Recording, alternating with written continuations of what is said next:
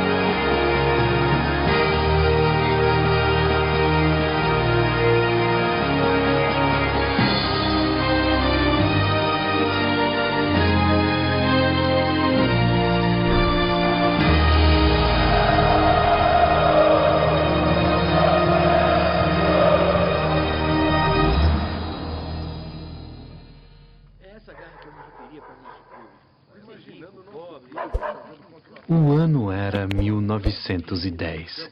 O bairro, o Bom Retiro, em São Paulo. O dia, 1º de setembro. Uma quinta-feira de trabalho. Por isso, Joaquim Ambrósio e Antônio Pereira, pintores de parede, Rafael Perrone, sapateiro, Anselmo Correia, cocheiro, e Carlos Silva, trabalhador braçal, só puderam se reunir. depois do batente, já à noite, sob a luz de um dos muitos lampiões a gás que iluminavam as ruas da cidade naquela época.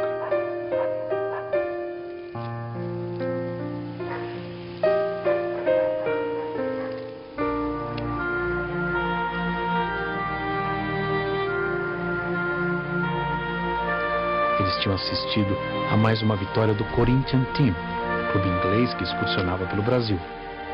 Foi em sua homenagem que resolveram fundar o Sport Clube Corinthians Paulista. Um time que nascia pobre, com todas as dificuldades, mas já nascia grande, porque nascia nos braços do povo.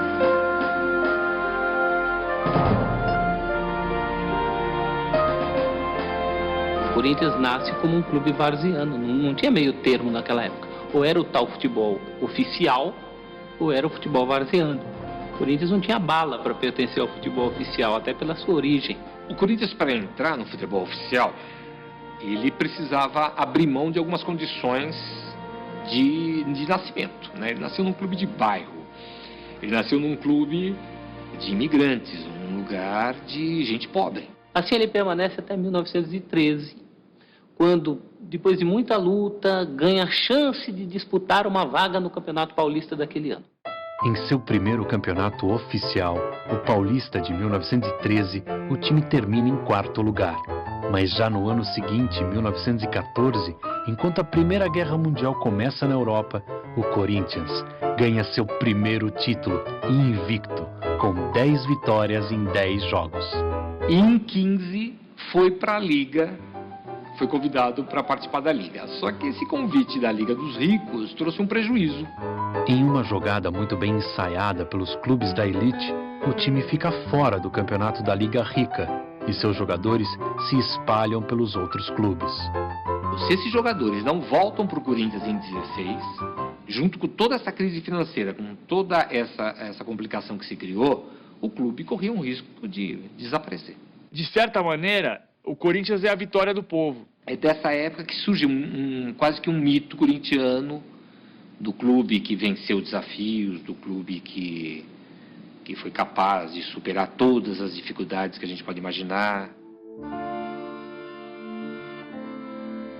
O Corinthians já tinha ídolos em geral advindos de outros clubes de várzea, principalmente de um clube muito raçudo da várzea do Bom Retiro, chamado Botafogo, clube vermelho e branco. E do Botafogo veio Amilcar Barbuí. Meu nome é Amilcar Barbuí Filho, sou filho de Amilcar Barbuí, o primeiro corintiano a vestir esta camisa da seleção.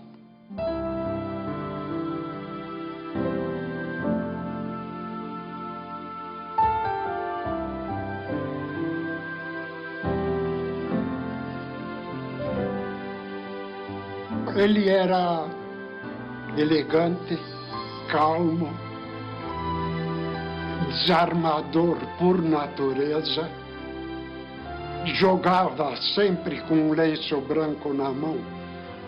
Eu não lembro se foi em virtude de alguma pancada que ele recebeu no nariz ou unicamente para enxugar o rosto, mas aquilo era um dos destaques dele. O Corinthians, para o meu pai, era o Corinthians. Era o time do coração dele. Ele jogava por amor, tanto que dizem que quando ele se transferiu para o Palestra Itália, ele jogava com a camisa do Corinthians por baixo. Amilcar é uma figura fundamental para o progresso esportivo do Corinthians. É ele que traz, ele não nasceu no clube, ele veio para o clube, ele é fundamental para estabilizar o clube, para dar tudo, ele é fundamental para ganhar a entrada na Liga em 13. Bom, ele era um ídolo. É.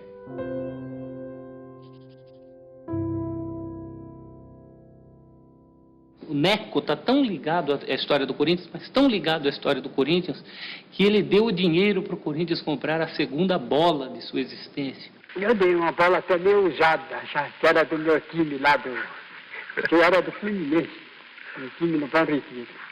E eu vi o Corinthians lá, coitado, sem bola, sem nada. E aí, então, tinha uma bolinha boa ali, e eu deixei de jogar no Fluminense, porque tinha que jogar no Corinthians, e dei aquela bola de presente para o João da Silva. São 17 anos a serviço do Corinthians. Não por acaso ele ganhou uma estátua, ganhou um busto de bronze, que desde 1929 enfeita os jardins do clube. O Neco é o primeiro atleta símbolo do Esporte Clube Corinthians Paulista, pela sua técnica também, jogador de seleção brasileira, campeão sul-americano em 19 e 22, num tempo em que o campeonato sul-americano tinha o peso de Copa do Mundo. Ele era um homem que ia buscar uma bola na defesa, driblava 1, 2, 3 e entregava. E era do tamanho miudinho, mas com uma coragem extraordinária. Rola até hoje a lenda de que o Neco corria atrás do juiz com a cinta na mão. Tudo isso porque num jogo contra o Palestra Itália, ele levantou, foi ajeitar o calção, foi ajeitar a cinta e gesticulou contra o juiz com a cinta na mão. Então, quem estava na arquibancada naquele dia alimentou a lenda de que o Neco teria tirado a cinta para o juiz. Uma história que ele nunca desmentiu. Bom, Neco é o recordista de amor à camisa por tempo seguido, consecutivo. Entre 1913 e 1930 são 17 anos. Mas aquele que mais vezes vestiu essa camisa aqui, até porque no período em que ele jogava havia mais jogos, foi o Vladimir. O Corinthians é preto e branco, onde passa deixa encanto, porque rema contra a maré. O Corinthians é altaneiro, meu São Jorge Guerreiro. O Vladimir fez nada menos do que 805 partidas, algo que ninguém até hoje fez e dificilmente fará, nesses tempos de mudança de clube tão frequente, né? O Vladimir também é o recordista de partidas seguidas, ele jogou mais de 2 anos entre 81 e 83, sem se machucar, sem ser expulso. Então eu cheguei várias vezes, joguei com o tornozelo inchado, com botinha de esparadrapo, joguei com costela quebrada, joguei com 39 graus de febre. Enfim, eu queria estar em campo, eu detestava ficar fora de campo. Eu era realmente franzino, não chegava a ser raquítico, né? Mas era franzino, só que eu era valente, né? Era muito guerreiro. Eu costumo dizer que fui forjado na luta, entendeu?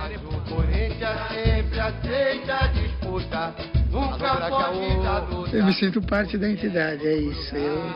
Quando falo em Corinthians, eu me sinto como uma parte integrante do seu complexo, da sua indumentária. É isso que eu me sinto, né? Eu considero que os valores que eu tenho de vida, eu aprendi no Corinthians, né?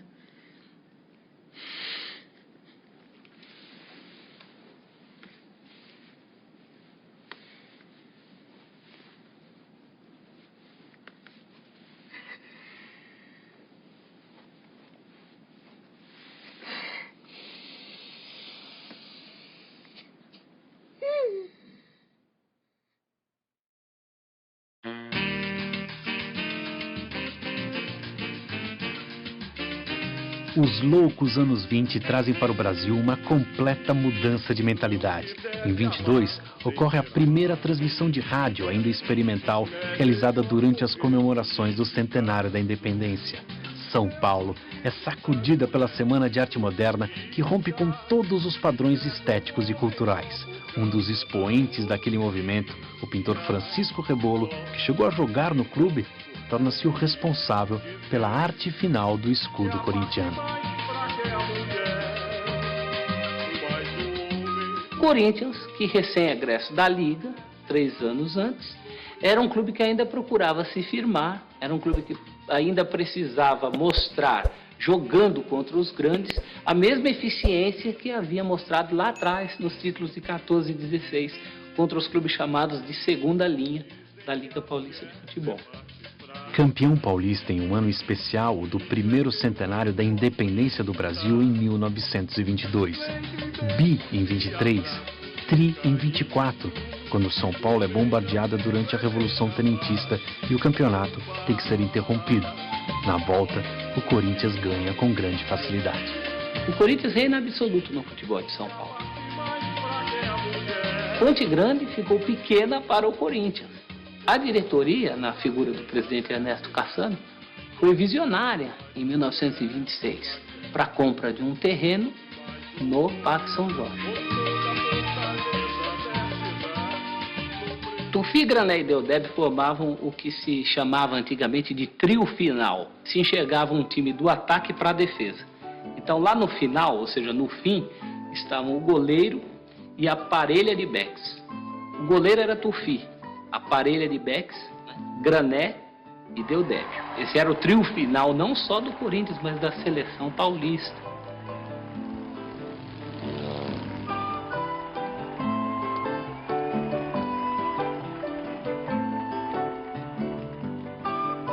O Tufi era um goleiro aventureiro, usava costeletas enormes, camisa preta, que lhe deu o apelido de Satanás. Teve uma vida boêmia, era um jogador galã, dizem um emérito defensor de pênaltis, dizem Tufi, que morreu muito cedo, né, de uma pneumonia dupla, teria evoluído para tuberculose, teria morrido enterrado com a própria camisa do Corinthians. À sua direita jogava o Grané, Pedro Grané. Pedro Grané era um homem, antes de tudo, muito alto, muito forte e dono de um potentíssimo chute, que lhe deu o apelido de 420, o calibre do maior canhão da época, de fabricação alemã. Diz a lenda que o chute do Grané era capaz de entortar munhecas de goleiros. E o Deodébio era conhecido mais pela regularidade, um zagueiro que depois se tornou símbolo do corintianismo. Durante anos foi titular do Corinthians. Ele emenda o tri de 22, 23 e 24 com o de 28, 29 e 30. E o tri de 30 acontece já no comecinho de 31, uma goleada 5-2 na Vila Belmiro em cima do Santos. Para esse jogo na Vila Belmiro, acontece aquela que é considerada a primeira das muitas invasões corintianas, da torcida corintiana, ao território adversário. O Corinthians vai fechar a década de 20 com 6 campeonatos ganhos em 10 disputados. A primeira vitória contra um time internacional, o Barracas da Argentina, foi em 1929, 3-1. Entusiasmado com a brava atuação corintiana, o jornalista Tomás Mazzoni destaca a fibra de mosqueteiros demonstrada pelos jogadores. O apelido pega para sempre e os triunfos internacionais continuam. O Corinthians também goleia o Bolonha da Itália por 6-1, já embalado pelo seu primeiro hino.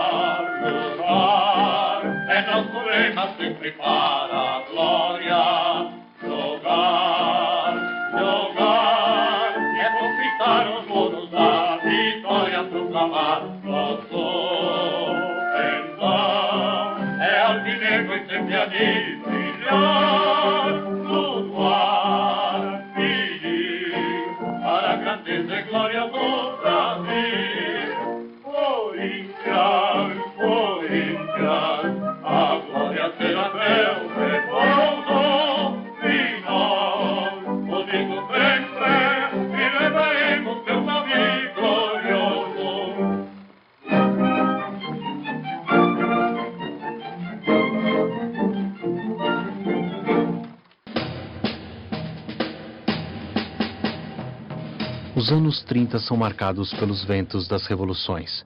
Enquanto Getúlio Vargas toma o poder no Brasil, a Itália fascista busca repatriar seus filhos, com a intenção de fazer do futebol italiano o maior do mundo. Me parece que quem deu essa ordem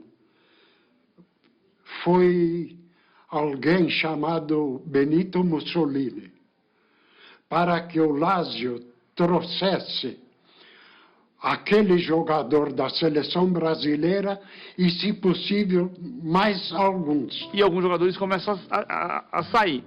Alguns filhos de imigrantes, filhos de italianos, que sonhavam com a Itália grande, era a Itália do Mussolini, em voltar para a terra dos pais. Na Lazio eles já foram como profissionais. Isso suspendeu a moral de todos eles. Mapping Stories ainda era na rua 15 de novembro. Tinha uma vitrina enorme e nessa vitrina eles puseram a fotografia da seleção. Sabe, quebraram a vitrina, arrebentaram a fotografia.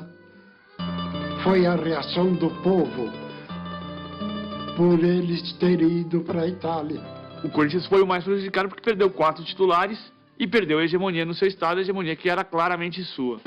A crise vivida pelo Corinthians no começo daquela década é recompensada com mais um tri, o terceiro, recorde até hoje entre os times paulistas. Este foi conquistado em 37, 38 e 39, e o destaque dessas campanhas foi um craque que encantava a todos. Tinha uma tal de Balas Futebol. Eu me interessei, ficava alucinado, ainda mais que havia um distintivo diferente de todos que eu já havia visto em revista, jornal, Esporte Clube Corinthians Paulista. Eu falei, mas que diabo? E depois, folheando, eu vi lá um mulatinho esguio, sabe, com uma camisa bonita, tal, um tal de Teleco. Aí eu falei para minha mãe, a senhora já ouviu falar um tal de Teleco? Ela falou, não, eu sei que é do Corinthians. Ele ficava de costas para o gol. E quando ele recebia a bola, os veques, ao invés de marcar, ela ficava olhando. E ele era tão rápido que ele virava, tchum, e botava lá no ângulo. É um lance que ele criou, na minha opinião, nunca mais eu vi. E morreu com ele, está enterrado com ele. Parque Antártica, 14 de novembro de 1937. Teleco usa a cabeça e o Corinthians sai da casa do Palestra com mais uma taça praticamente garantida. Corinthians e Palestra foi no Parque Antártica. Começou o jogo, o Teleco deu a saída, passou a bola para o Carlinhos. O Carlinhos correu, passou a bola para o Filó. O Filó deu mais uma corridinha lá e deu um centro, 1 minuto de jogo. O Teleco faz o gol de cabeça. Eu estava com o joelho machucado, né? Mas na hora que escalaram a reserva, ele levou um choque, né? E não teve condições de entrar para jogar. Eu entrei no campo para jogar com a perna dura mesmo, né? O Mulatinho chegou ali na área e pimba. Não tinha castigo. 1-0, acabou. De lá para cá, eles tinham a raiva do Corinthians, eu vou te contar.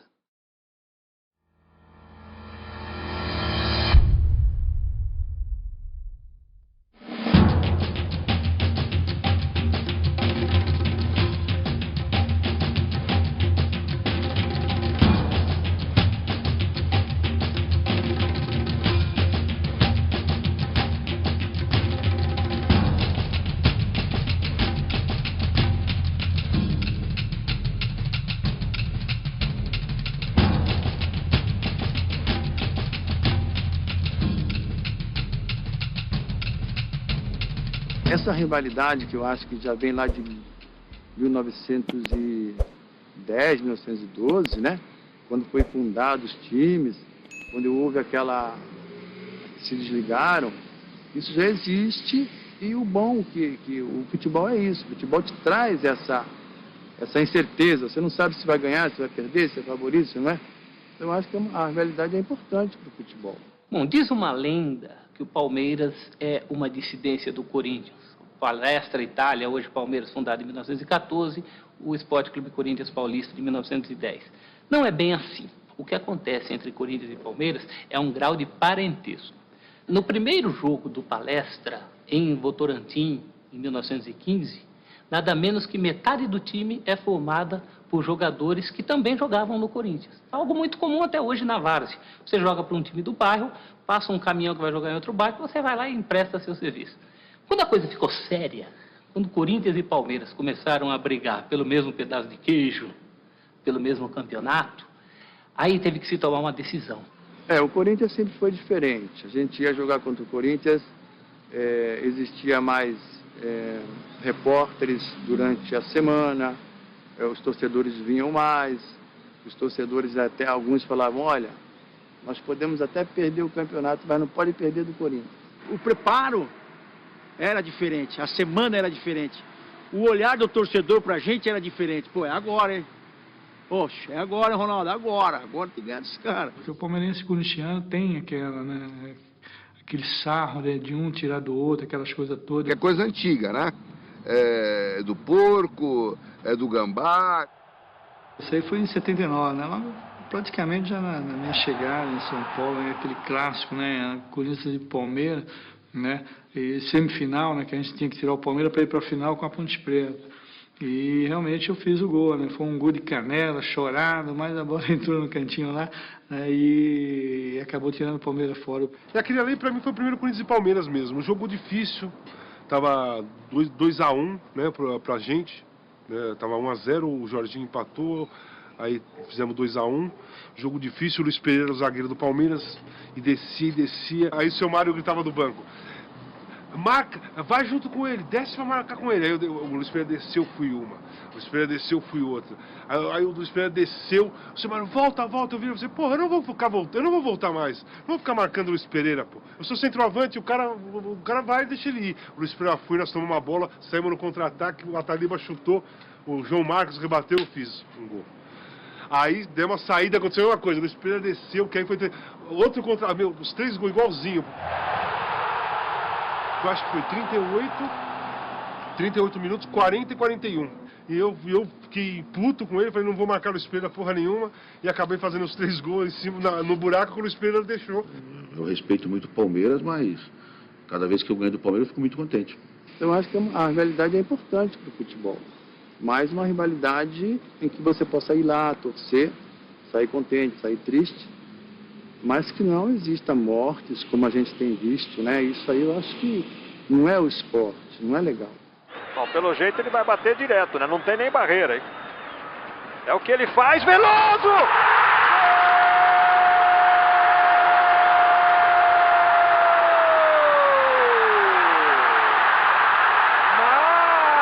Marcelinho detonou!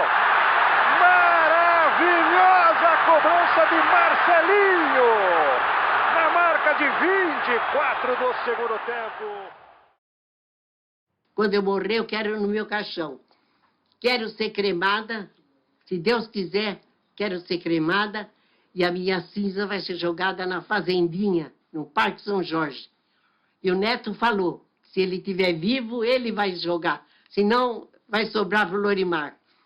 Vai sobrar ou para você, quem estiver vivo. Eu não sei, né? Mas com a camisa do Corinthians? Com a camisa do Corinthians, ninguém me enterra. Se me enterrar, me bota a camisa do Palmeiras. Para tacar fogo. Vou ser cremada, queima tudo.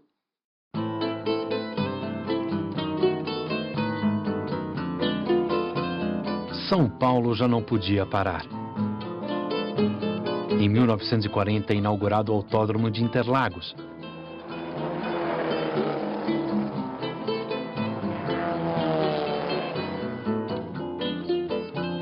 E no mesmo ano surge o Pacaembu, concebido no vale de mesmo nome, que parecia ter sido criado especialmente para abrigar o estádio.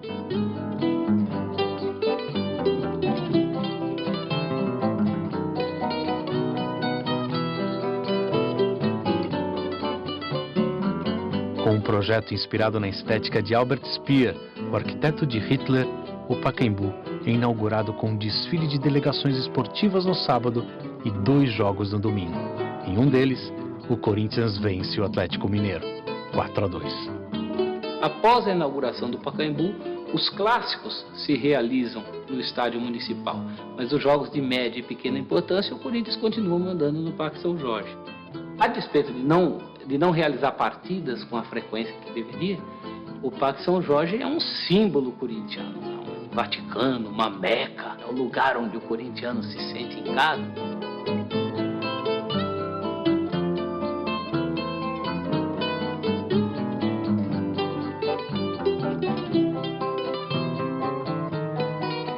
Tem a biquinha de água que já estava no Parque São Jorge quando da compra do terreno.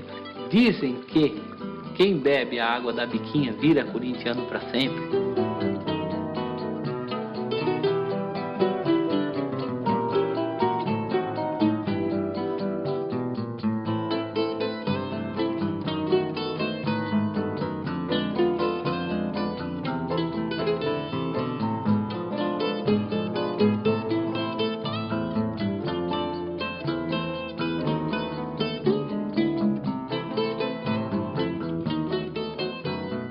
O Corinthians começou a década muito bem, em 1941, vencendo o título paulista, quase invicto, ganhou o título com 2 rodadas de antecedente, e na última rodada perdeu do Palestra Itália por 2-0, já campeão, né, o jogo das faixas. Apesar de outras conquistas, como a Quinela de Ouro em 42, uma espécie de Rio-São Paulo, e 4 taças Cidade de São Paulo, o Corinthians não seria mais campeão paulista na década de 40. Culpa principalmente do rival tricolor, que tinha Leônidas da Silva. O São Paulo trouxe o Leônidas para se tornar efetivamente um grande clube, a partir do seu primeiro título na nova fase como São Paulo Futebol Clube, em 43. O Corinthians, ao buscar o Domingos, tentava fazer a mesma coisa. Domingos e Leônidas, os 2 grandes jogadores do Brasil na Copa de 38. Era chamado de El Divino Mestre. Pela sua técnica, pela sua perícia, pela maneira como desarmava os atacantes adversários. Meu pai, na verdade, na minha juventude, todos diziam que ele era um jogador sensacional, porque era um jogador que jogava atrás e tinha uma técnica muito apurada. Era um jogador que não dava chutão, saía tocando a bola. E naquela época era difícil você ter jogadores desse naipe. A minha mãe me dava o equivalente hoje a R$1, sei lá, a gente não tem, né? Ela me fazia um lanche e falava, vai filho, vai ver o Domingos da Guia jogar. A minha mãe, hein? Que não entendia patavina de futebol. É um jogador que se identificou muito com o Corinthians, a ponto de, no dia em que o time foi campeão, voltou a ser campeão em 51, ele ter viajado do Rio para São Paulo para assistir o jogo e cumprimentar os jogadores nos vestiários. E a frase do Domingos, segundo os jornais da época, era essa. Ele cumprimentava 1 a 1 os campeões de 51 e falava para eles, muito obrigado por terem conquistado o título que não pude conquistar.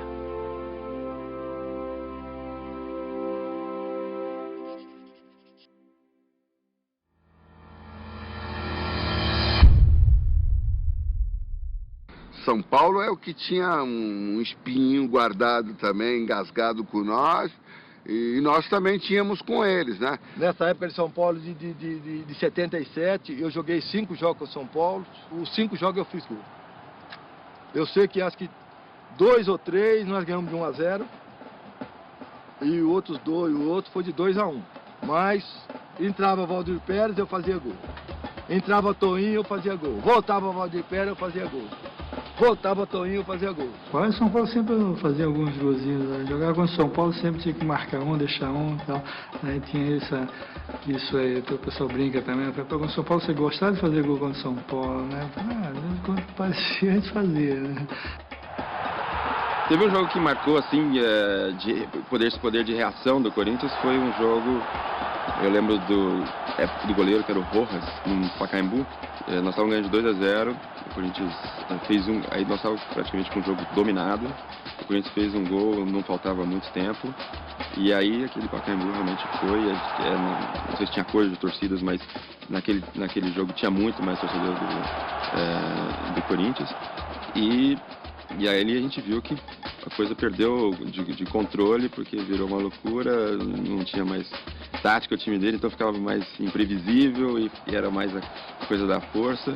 E empataram, e se tivesse mais tempo, acho que a gente perderia aquele jogo. Foi assim, mudou o jogo em 10 minutos, né? Nós jogamos mais de 80 minutos dominando e quase com a certeza de ganhar, de uma hora para outra aquilo reverteu, que acho que é uma característica essa do Corinthians.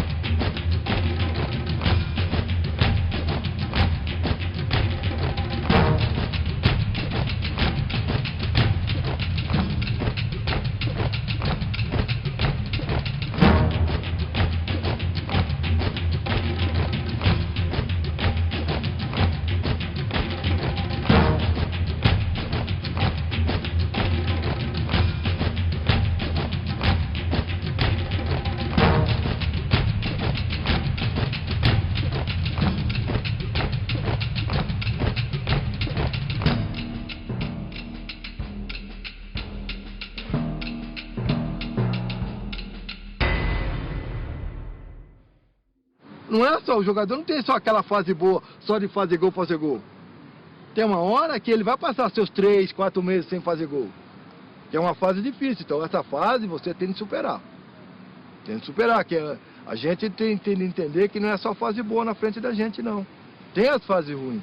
Então nessa fase, você tem que mostrar para a torcida que você está lutando. Nessas fases, é que eu mostrava dentro de campo. Eu não estou fazendo gol, mas eu estou jogando pro time. Eu estou aí errando o gol. Como eu jogava na minha época, eu errava. Pô, é uma coisa que não acontece hoje, que a gente vê. Quando eu brinco com meus amigos, brinco com os torcedores que me encontram, né? Que naquela época, eu chegava debaixo do gol, a bola estava entrando, a torcida já estava levantando para gritar gol e chutar a bola passar por cima da trave. A torcida aí, seu filho... Entendeu? Passava mais uns 10 minutos, sobrava outra bola pra mim, eu ia na cara do gol, então a torcida já ia gritar gol e mandava lá em cima. Então eu errava uns 2, 3 gols no jogo. Na hora que a torcida não estava esperando, eu fazia o gol. Muitos jogos que eu joguei, aconteceu isso daí. Eu perdi 3, 4 gols assim, de cara com o goleiro, na frente do goleiro, chutei pra fora, chutei por cima. Até hoje, de vez em quando eu jogo nos Masters aí, eu chuto a bola por cima. Aí a torcida fala, continuo mesmo. Claro, se eu não chutar a bola por cima, eu não sou o Geraldão.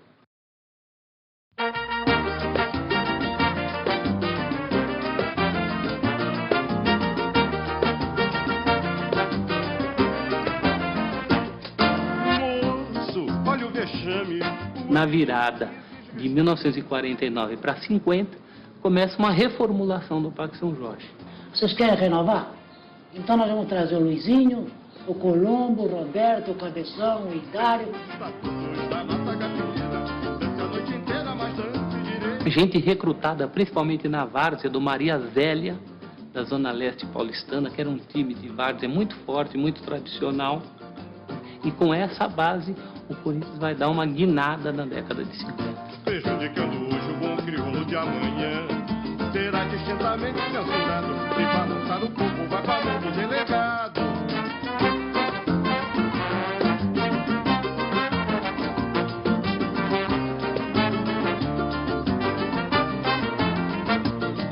Moço, olha o vexame, o ambiente exige... Ora, esse time de Cláudio, Luizinho, Baltazar, Carbone, o Rafael, Nonô, o Simão, né? Roberto Berangeiro, Gilmar, opa!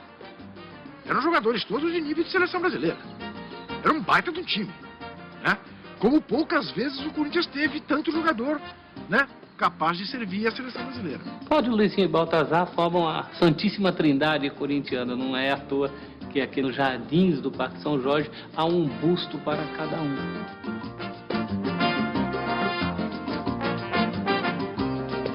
Tô chegando um dia ao Morumbi para ver um jogo. Quem vem do outro lado? Cláudio Cristóvão de Pinho. Eu paro e falo, seu Cláudio, o senhor é o ídolo da minha vida. Ele olha pra mim e já me dá assim uma... Ele fala, ora, Juca, muito obrigado. Já pra mim, fala, como? Ele sabe quem eu sou. Né? É uma coisa que você nunca imagina, né? Ainda mais diante de... Aí eu falei, seu Cláudio, por sua causa, eu comi muito espinafre na minha vida. Ele falou, como? Eu falei, pois é, seu Cláudio, eu era um garoto razoavelmente de saúde frágil e o meu pai, para me convencer a comer espinafre, que eu odiava, dizia que o senhor levava espinafre no bolso traseiro do calção, que era por isso que o senhor jogava tão bem. Eu levei anos, seu Cláudio, para descobrir que calção de jogador de futebol não tem bolso. Mas aí já tinha comido muito espinafre. Celcinho, ele ficou com os olhos cheios de lágrimas, me abraçou e falou assim, puxa, que bom, então eu servi para alguma coisa. O Cláudio, além de maior artilheiro do Corinthians, ainda contribuiu decisivamente para muitos gols do segundo maior artilheiro da história do Corinthians. Dizia o Baltazar que com os pés ele nunca foi tão bom, mas com a cabeça nem Pelé foi tão eficiente quanto ele. Era o cabecinha de ouro. A Elza Laranjeira não gravou gol de Baltazar? Você lembra? Gol de Baltazar, salta o cabecinha, 1-0 no placar. Gol de Baltazar, salta o cabecinha, 1-0 no placar. Eu subia mais primeiro do que eles.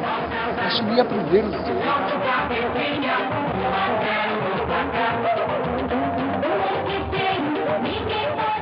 Eu pegava o botão e pá, com o Baltazar. É gol do Baltazar.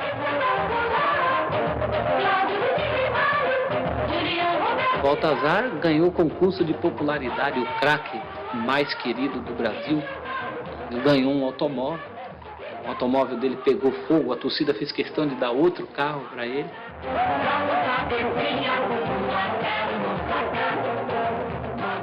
O Luizinho foi o que mais encarnou a mística de ídolo corintiano, que era tanto tecnicamente um craque, um jogador driblador, irreverente, tecnicamente brilhante, mas também um ídolo no sentido de que entendia a alma corintiana.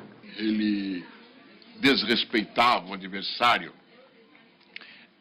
Dentro da qualidade técnica que ele tinha, ele sabia que ele fazia com a bola coisas que nenhum outro fazia. Com a facilidade e no espaço de campo muito pequeno. Exige respeito pelos estatutos da nossa gafira.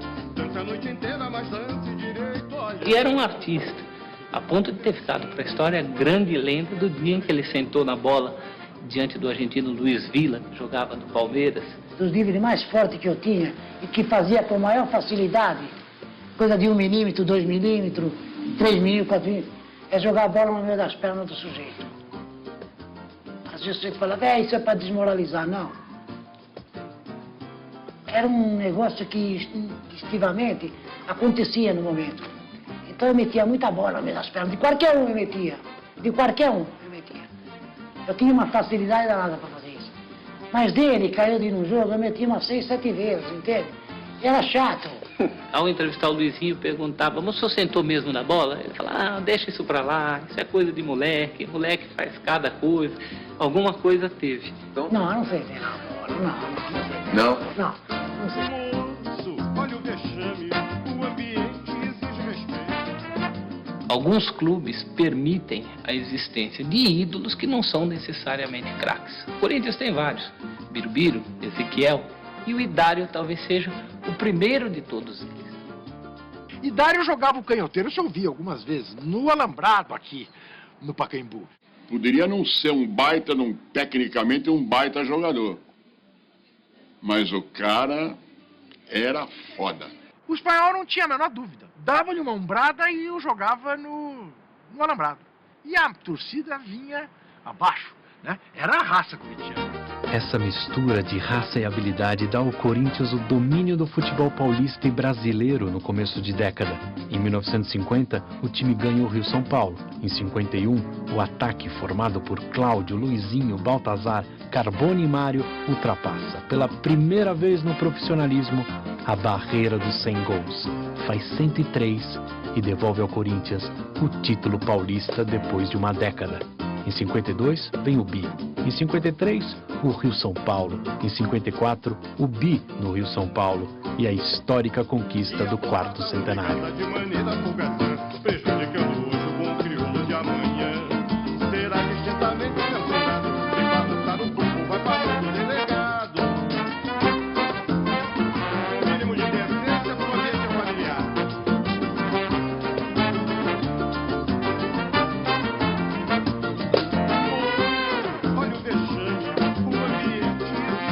No primeiro jogo de sua história fora do Brasil, em 51, o Corinthians goleia um combinado uruguaio por 4-1. Em uma excursão à Europa, em 52, passando pela Suécia, o time é recebido pelo mesmo rei Gustavo, que 6 anos depois entregaria a Taça do Mundo à seleção brasileira campeã da Copa de 58.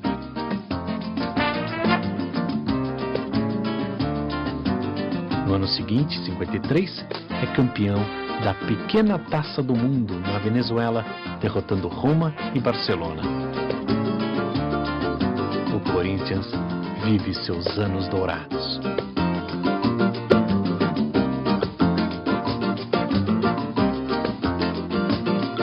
Será distintamente censurado, se balançar o corpo vai para a mão do delegado.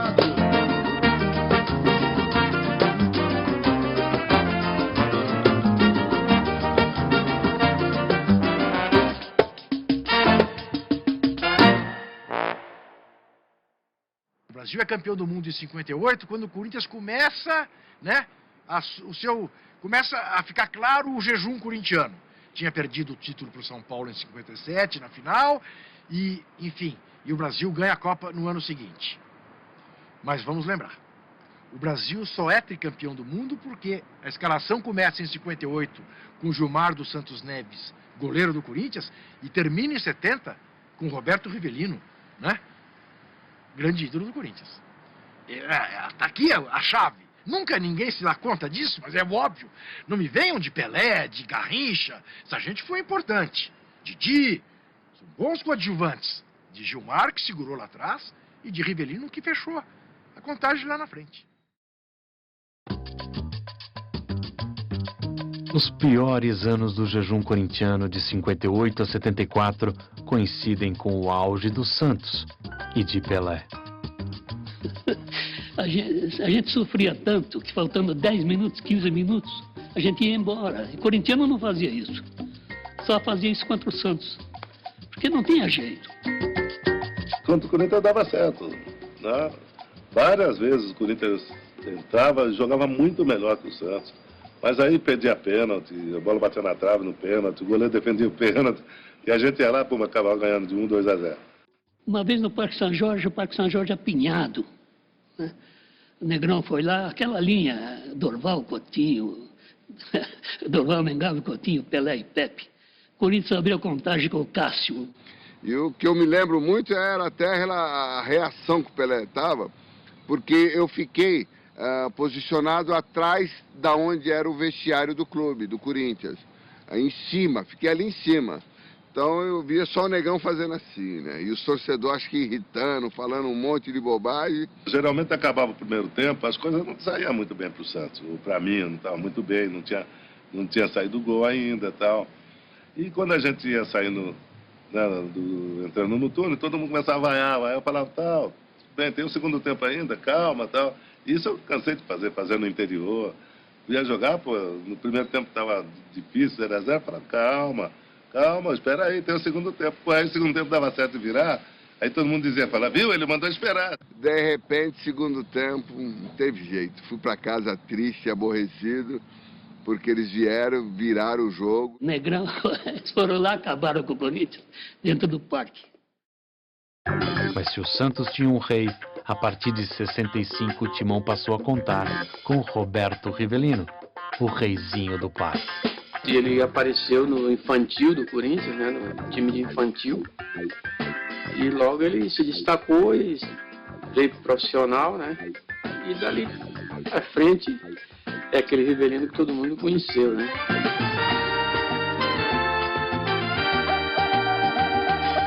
Não, o Rivelino era um jogador muito agitado, ele muito agitado, né? Gostava de agitação, de falar.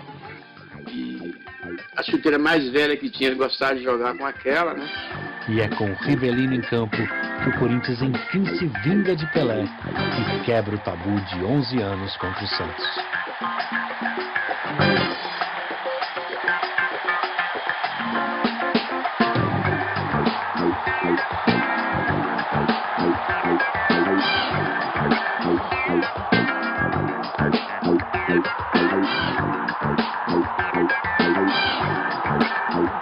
Parecia tudo pronto para o início de novos tempos, mas o destino, mais uma vez, atravessa o caminho alvinegro. Um acidente de carro na Marginal Tietê leva 2 jovens talentos corintianos, o lateral Lidu e o ponta esquerdo Eduardo.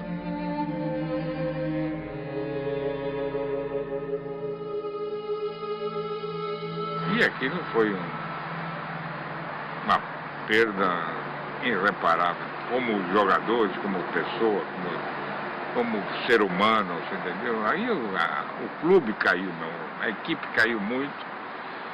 O Corinthians não consegue, porque o Palmeiras não deixa nem sequer inscrever 2 jogadores no lugar. E eu não tinha mais reserva à altura para ser titular. E o ambiente também não estava bom, muito triste, e acabamos perdendo o campeonato. Aí eu digo, né, para você. Não tem que ser o Corinthians. Vamos ganhar um título num ano em que 2 dos nossos morreram do jeito que os 2 morreram? Ora, dane-se o título. É claro, muito maior é o Preito, a Lidu e a Eduardo, que fazem parte da história do Corinthians, sem terem sido campeões. Isso distingue o Corinthians.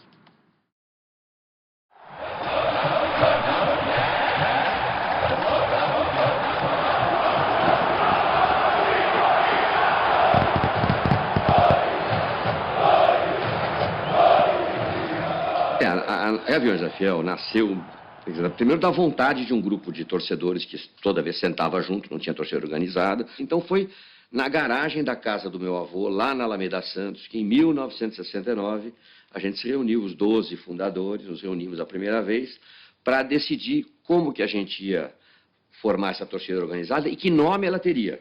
A gente teve várias sugestões de nomes, Carcarás da Fiel, alguém deu uma sugestão de... Então vamos botar o nome de Gaviões da Fiel, inspirado nos dragões rubros-negros, né?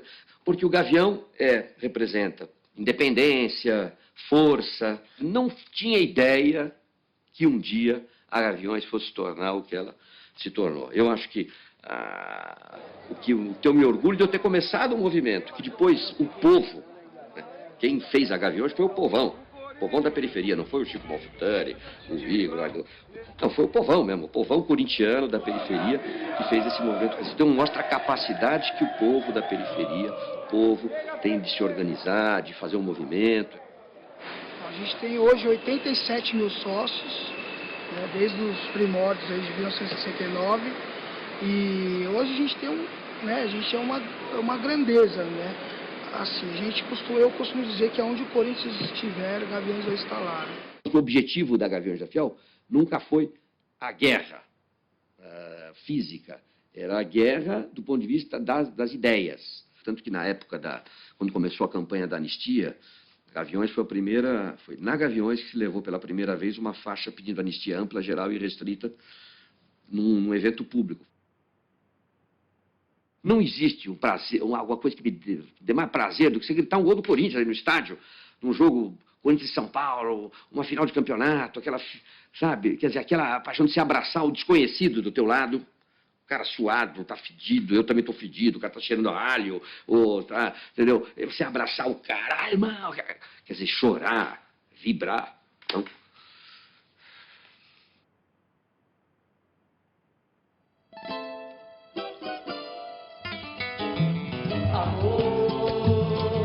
São 25 anos de felicidade. Amor.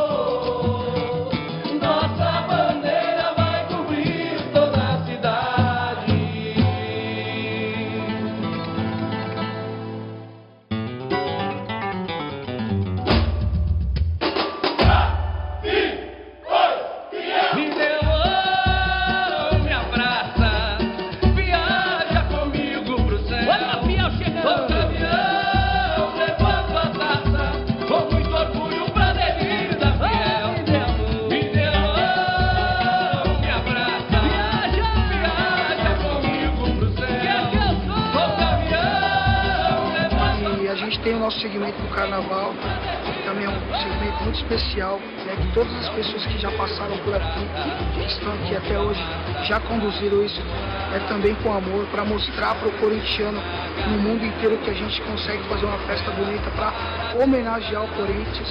Né? Então, assim, a partir do momento que a gente está dentro do sambódromo desfilando, a gente está representando o Corinthians, a grandeza da torcida. É inexplicável, assim, não consigo entender. Eu, assim, não sei se é certo ou errado, mas eu comparo ao amor que a gente tem por um filho. Eu sou mãe e eu faço essa comparação. Cada qual no seu lugar, mas é a mesma comparação, é o mesmo amor. É complicado, assim, explicar com palavras. Realmente é sentimento puro. Te amo de verdade, vou te levar pro infinito. Vai, Corinthians! Vai, Corinthians! Vai, pode lutar! Vai, torcida fiel! Ela passou de ele, vai! Os outros times são torcedor. Um corintiano é militante. Ou seja, ele acredita mais, ele briga mais. Ou seja, ele não é Corinthians quando é campeão. Ele é Corinthians quando perde, ele é Corinthians quando empata, ele é Corinthians quando ganha. Ou seja, nós, na verdade, nos sentimos a razão de ser do Corinthians. A torcida do Corinthians joga, as outras assistem. O Corinthians joga, as outras empurram. O Corinthians joga, as outras aplaudem. O Corinthians joga, ela veste a camisa. Não estou exagerando, não. Ela faz o time ganhar, faz o time ganhar. Sem desrespeitar as outras, que quando podem, ajudam. Mas a do Corinthians ajuda mais.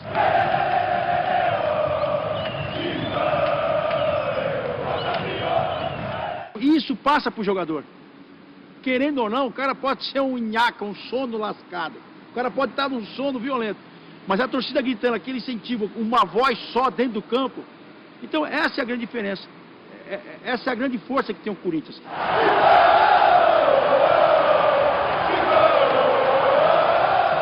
Por isso que o corintiano tem que chegar cedo no estádio. Até todo mundo colocar, tá dura, meia chuteira, tá dura, meia chuteira, tá dura, meia chuteira. Isso não pode demorar muito, não. O jogo começa e está sem os jogadores.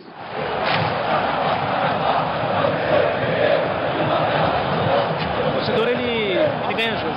Principalmente o torcedor corintiano que não para de cantar 1 minuto durante os 90 minutos. Mesmo com o time no sufoco ou perdendo, o torcedor tá lá cantando, né? Isso sim é torcer, isso é amar um clube, isso é amar os jogadores. Essa é a diferença do Corinthians com os outros clubes. É uma torcida fabulosa, são os malucos mesmo, né?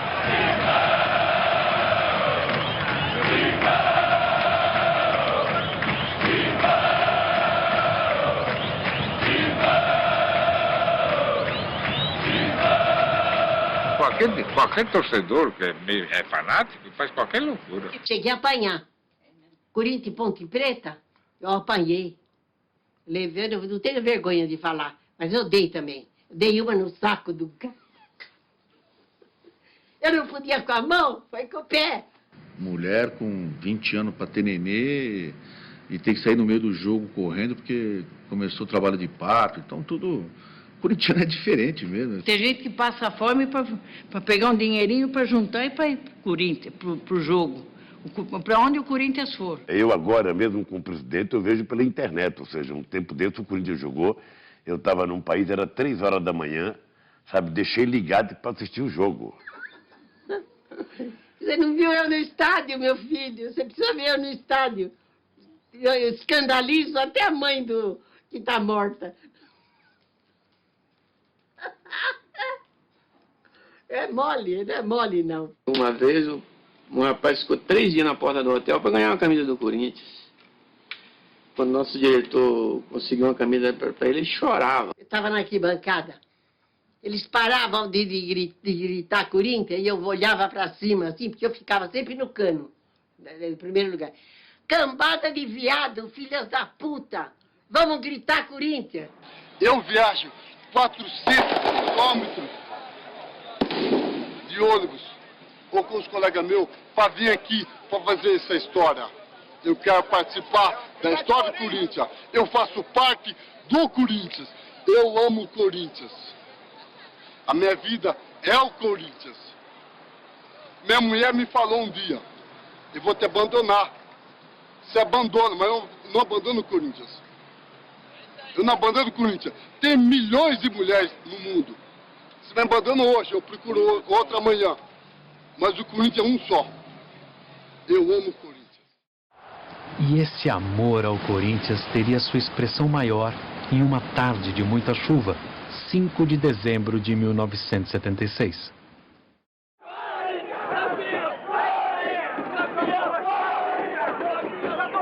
Foi um negócio coletivo de São Paulo inteiro, né? Aquela coisa de você chegar no Rio de Janeiro, né? E olhar a Copacabana e ver os caras de calção de lã amarrado com corda, em Copacabana os carioca, aquelas cariocas todas bonitinhas, olhando aquele bando de loucos, né? Tocando tambor, comendo frango com a mão. A estrada era um espetáculo, era carro passando, buzinando, os ônibus passando. E chegou lá no Rio, já viu, né? Quem manda é nós. Quando o Corinthians entrou no Rio, acabou todos os bebida, sanduíche, acabou tudo. Você não sabe o que eu vi de arte com a bandeira do Corinthians, 5 horas da manhã. Indo lá para o estádio, eu falei, mas o que é? Mas eu chorei tanto. Mas o que é isso? Em pleno alto mar, eu estou vendo isso aqui do Corinthians. Foi uma invasão que foi assim emocionante. 70 mil pessoas viajaram 400 quilômetros pela Avenida Corinthians, antigamente chamada de Via Dutra, para dividir o Maracanã com a torcida rival. E pegamos o ônibus e vai embora. Passa o Túnel Santa Teresa, que negócio todo, para você chegar no Maracanã, dá uns 5 quilômetros. Estamos olhando aqui pela janela, tá? Aí vimos um ônibus, Corinthians, tá. Aí o 2, põe 3. Pô, passou 1 quilômetro, falei, pô, entra um pouquinho, pô, é tanto ônibus assim, não tô entendendo. E a torcida descendo, aquela bandeira, porque tinha bandeira na época. Cara, mais ou menos, andamos 4 quilômetros de ônibus. Falei, Moisés, tem alguma coisa errada, não é possível, os caras têm tanta gente assim aqui. De repente, o Corinthians tomou conta do Maracanã. Ou seja, eu nunca vi demonstração de mais amor de um time do que essa. Quando a gente chegou no Maracanã, normalmente a gente chegava num canto, mirava onde a gente ia ver a nossa torcida para cumprimentar, porque sempre entrava na frente puxando o pessoal todo. E quando a gente subiu a escadaria, a gente olhou, poxa, para onde a gente vai? O anel todo tomando. Que o placar não é seu. Autorizado o menino, levantou para a boca da notícia, subiu o Geraldo de cabeça pro gol.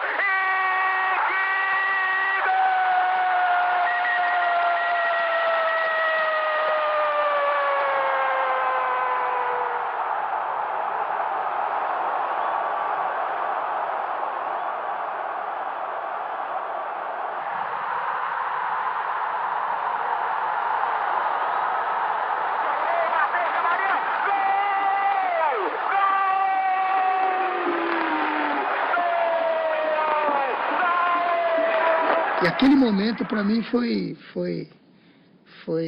assim, eu diria, quase no mesmo nível de ter sido campeão em 77.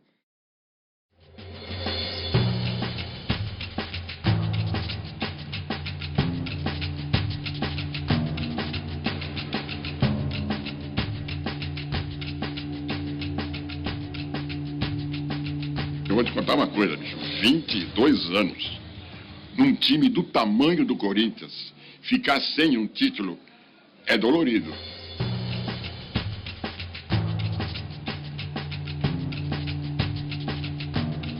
Você vê naquela torcida, semblante da torcida, né? Porque quando se paravam os Morumbi, você dizia, tal, o pessoal vinha, pô, pelo amor de Deus, né? Aquela chorando, volta. Então você via que era um sofrimento, né? E a gente estava junto naquele sofrimento. A equipe estava mais ou menos centrada para aquele campeonato. A gente se cobrava e a gente sempre achou que dava. Porque o nosso time, apesar de não ser um time técnico, né? Era um time de muita força, era um time de muita vontade e com sinceridade, a torcida nos arrastava. Você sabe que a gente não queria jogar com a Ponte, né? Apesar que nós vínhamos, que era uma tinha que ganhar 3 jogos na final, e a Ponte com um super time, a gente queria pegar um Palmeiras, um São Paulo, porque nosso time estava, né?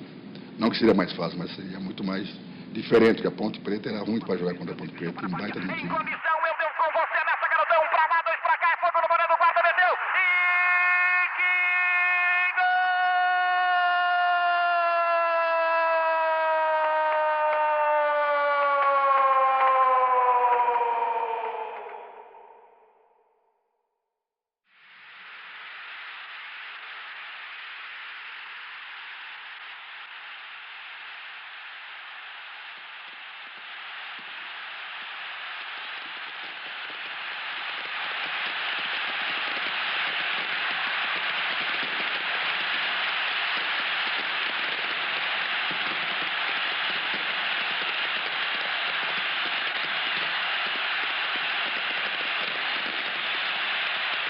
o Morumbi sempre 46 mil pessoas. É hoje, isso aqui vai explodir. 0x0, Vaguinho ainda entra e 1x0, falei, acabou. Geralzão pra Vaguinho, é fogo no boné do guarda, eu vou com você, Neto, eu tô com a Vaguinho pro gol.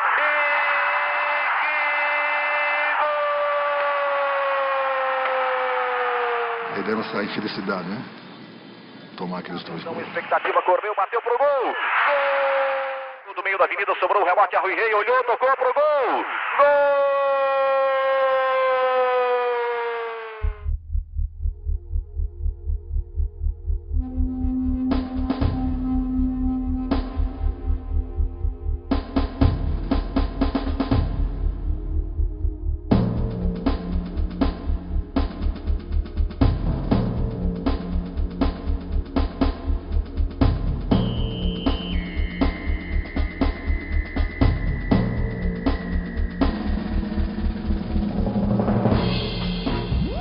Desse plantel nosso se tornou uma família. Realmente houve esse encontro com a equipe, isso que eu disse para você. Acho que essa união entre as pessoas é um trabalho de equipe muito forte, que cada um tem de acreditar no que está sendo feito e acreditar nos seus colegas.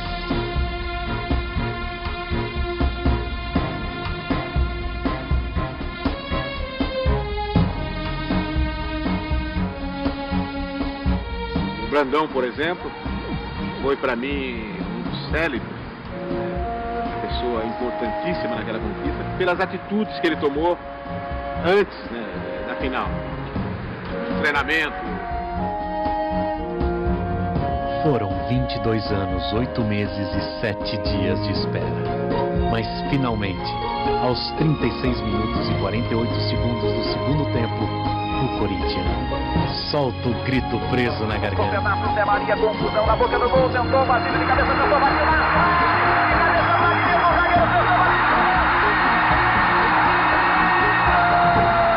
Aquele gol que parecia que não saía, aquele chute, aquela bola na trave, aquela cabeçada do Vladimir, depois daquele chute do Basílio entrou. O gol do Basílio veio na hora certa, veio no final, porque se veio um pouco antes podia dar mais complicação, né? E veio na hora certa e deu alegria a todos os corintianos. O torcedor corintiano ele tem que ter o coração vir na boca. Mas se não fosse assim, também não era o Corinthians. Concorda comigo? Não era o Corinthians, não era essa torcida. Essa torcida que, pra mim, é o maior orgulho que eu tenho.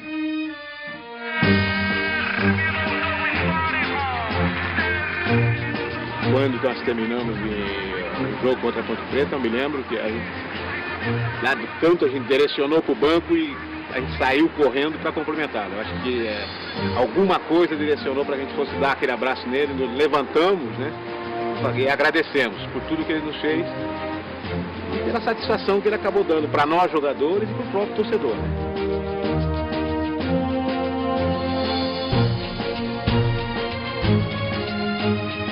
Força dessa torcida, que para ele tinha uma coisa muito forte, e isso ajudou ele bastante. A torcida também ajudou meu pai muito nesse desafio. No final do jogo, é uma coisa que você, meu Deus, o que é isso? Foi uma coisa, todo mundo ficou louco. Para sair do estádio, ele falou, como é que eu vou sair daqui? Falei, minha irmã tinha um lenço, eu falei, sempre põe um lenço você. E fecha bem o paletó e a gente sai numa boa, né? E ele da mulherzinha estava com... Eu estou dirigindo o carro, mas tonta que eu fui, né? Porque se alguém me conhecia, está dirigindo o carro, me conhece. Aí ele estava atrás do banco, quando eu desço a rampa lá da... Ai, dona Marlene, seu Vicente de mulher, ele estava... Foi uma coisa impressionante.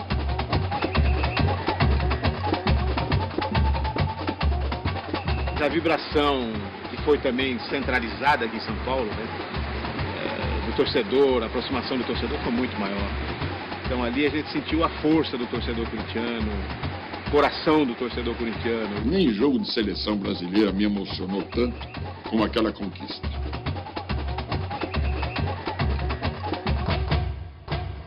Então, cara, quando você para... Aí a ficha cai, né? Falou, pô, cara, mas peraí, foi campeão pelo Corinthians. Corinthians, você é a nossa paixão mesmo.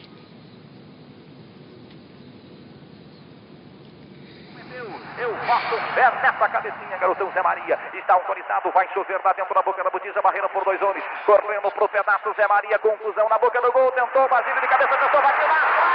De cabeça, Vladimir, o zagueiro, tentou, Basílio.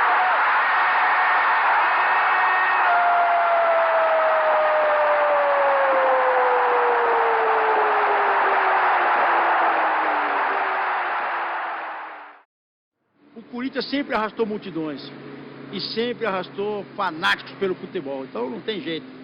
Aquele que não se contagiasse durante o jogo com essa torcida, brincadeira, não servia para jogar mesmo. No timão, pelo menos no timão não servia. Então o Corinthians, o que eu falo que o Corinthians não é para qualquer um, é porque é isso. O torcedor do Corinthians gosta do Corinthians. Ele vai se apaixonar por você depois que você parar. Enquanto você está jogando no Corinthians, ele gosta do Corinthians. Pouco está se lixando se você é o Pelé, o Birubiru, o Casagrande ou o Sócrates. Joga, corre e luta. É o Corinthians que interessa. Então essa é a grande diferença. Essa é a grande força que tem o Corinthians. Por isso que o Corinthians consegue dessas arrancadas e mudar o jogo, virar o jogo, fazer a equipe crescer. E o jogador só tem que se entregar todo. Toma, tô aqui pro jogo. Eu tenho uma admiração pelo Zé Maria inacreditável, porque eu venho da geração do Super Zé. Eu sou o torcedor do Super Zé. Aquela imagem da final de 79, camisa branca do Corinthians contra a Ponte Preta, tudo cheio de sangue, do Zé Maria, foi em 79, não foi? Meu, aquilo é sensacional. Lá é típico, além de ser o cara absolutamente comprometido com a causa, né? Ainda tá sangrando, voltando a câmera. Aquela imagem representa, o cara deu sangue pelo Corinthians. Meu, ganhou a torcida que é isso. A torcida do Corinthians quer que você deu sangue por ela. Pode ser literalmente, como foi o Zé Maria, tá? Mas pode ser brigando, cara. Acho que ali eu senti o torcedor lácteo, né? O ídolo é diferente do craque. O craque é o jogador de fino trato com a bola. O ídolo é mais que isso. O ídolo tem coração. Ainda mais num time como o Corinthians. Você pode discutir se o Idário, se o Zé Maria, se o Vladimir foram craques. Mas ninguém discute que eles foram ídolos. O ídolo é mais que o craque.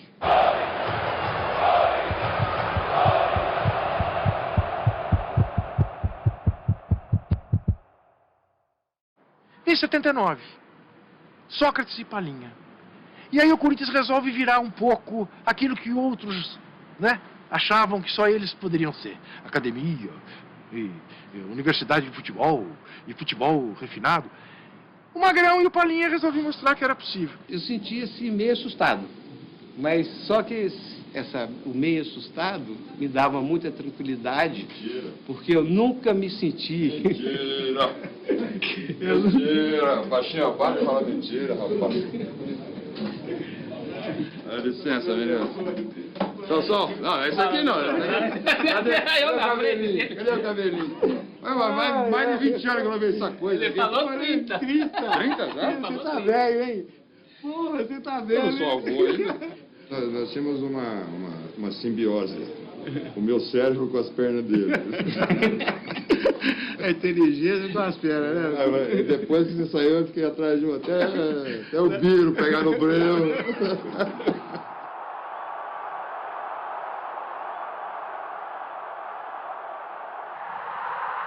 Eu fui o protagonista dos passos mais bonitos que eu dei na vida e não fez o gol. Aquele do calcanhar? Vai cavar pênalti. É mania de cavar pênalti. Que depois ele que ensinou os caras de hoje, todo mundo quer cavar pênalti hoje, o dia todo. É isso que eu falo, o Pelé fazia isso, era um gênio. Palinha fazia, era catinho. Sócrates, Palinha, penetrando Palinha, pode marcar, olha o Palinha, pode marcar o Sócrates, atenção, gol! E o Palinha lembrou as comparações das tabelinhas entre vocês com Pelé e Coutinho, né, Palinha? Eu lembro na época, teve essa comparação. Foi a imprensa, né, que falava, né, Sá? Tá bom, Pelé. Tá bom, Coutinho.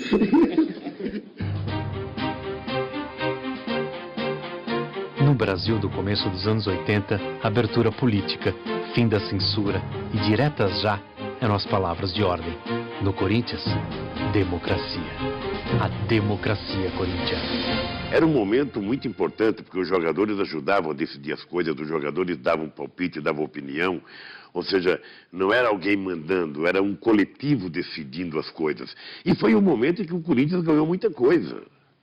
Então eu acho que a democracia corintiana foi um exemplo. Obviamente que os cartolas, sabe, falavam mal, que alguns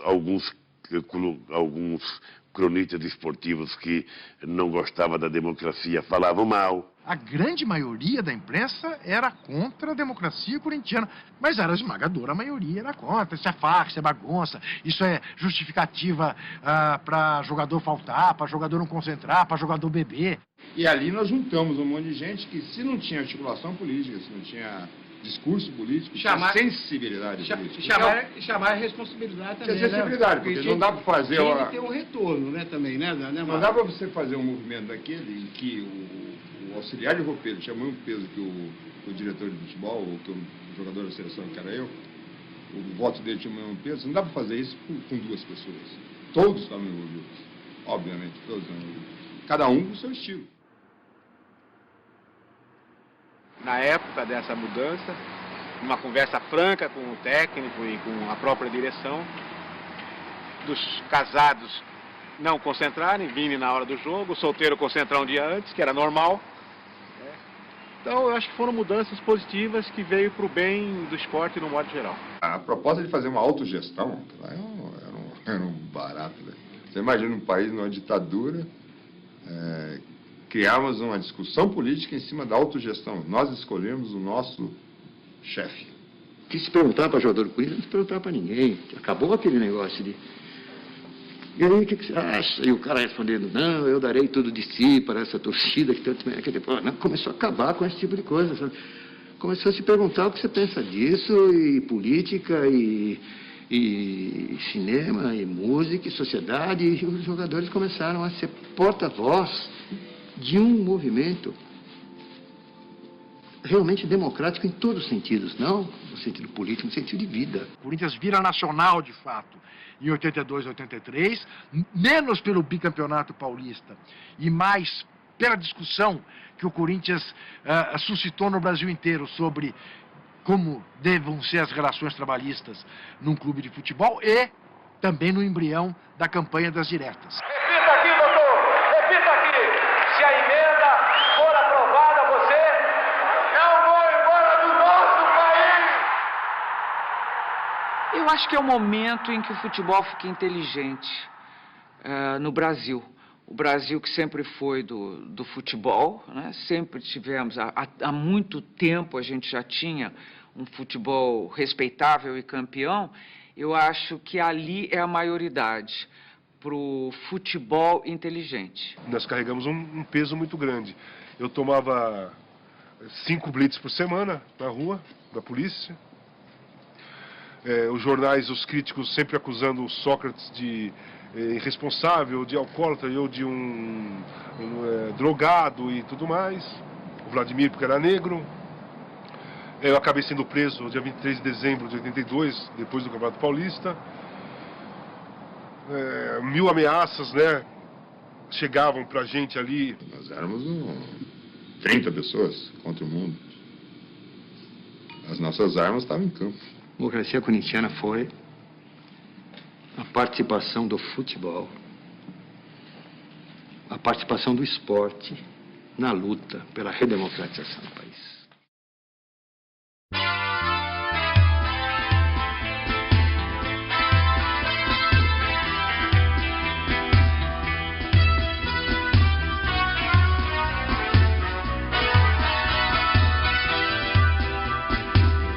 Salve o Corinthians, o campeão dos campeões, eternamente dentro dos nossos corações. Salve o Corinthians, de tradições e glórias mil. Tu és orgulho dos esportistas do Brasil. Teu passado é uma bandeira, teu presente uma lição, figuras entre os primeiros do nosso esporte pretão. Corinthians grande, sempre altaneiro, és do Brasil, o clube mais brasileiro.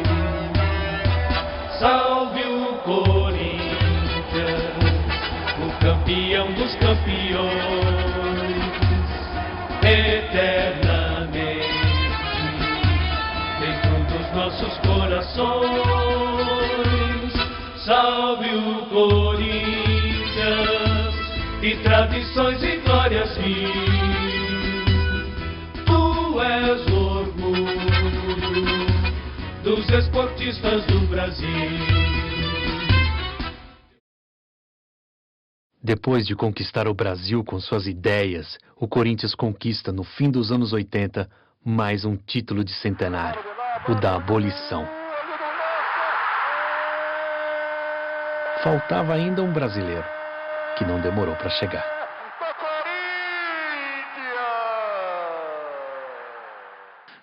Quando começou aí os 8, né, que ficaram para decidir o título, né? Eu não acreditava, não. Pra falar a verdade, ninguém acreditava. 90 é uma coisa de louco, né? O Corinthians ganha um campeonato com um time que, na verdade, tinha um grande jogador que o carregou nas costas, o Neto, né? O Neto está para a conquista do Corinthians em 90, assim como o Maradona está para a conquista da Argentina em 86 e o Mané Garrincha para a conquista do Brasil em 62, não tenho a menor dúvida disso. E o Corinthians contra um São Paulo de Tele Santana, muito mais forte na final, depois de ter passado pelo Atlético Mineiro, que também era melhor, pelo Bahia, que também era melhor. Tem o escanteio cobrado do lado de cá, subindo o Giba, meteu no buraco do Corinthians!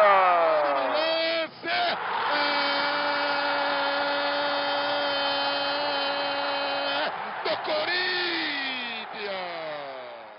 E aí, aos poucos, cara, a gente foi tomando uma força, foi conseguindo um espírito assim tão forte.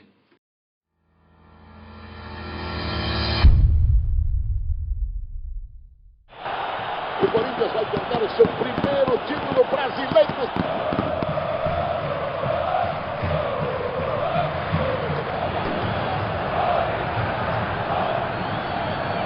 Neto. Tupã. Fabinho está lá como comandante. Agora já está mais pela ponta. Vamos ver o Fabinho. Bom lance do Fabinho. Bom lance do Fabinho.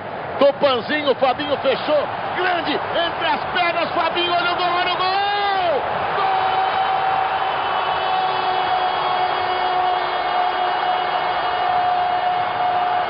É o gol que marcou, né? Minha carreira. A história hoje. Eu sou conhecido também pelo esse gol, né? O primeiro gol do título.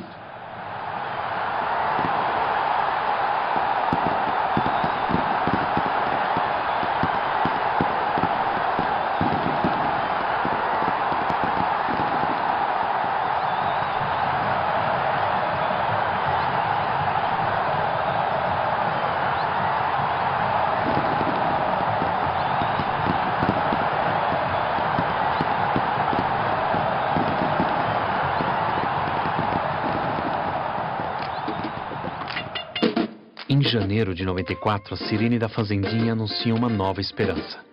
Marcelinho chega do Flamengo para se tornar um dos maiores ídolos de toda a história corintiana.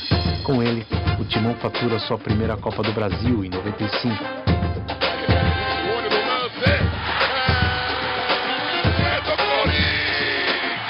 E é campeão paulista. Ano sim, ano não.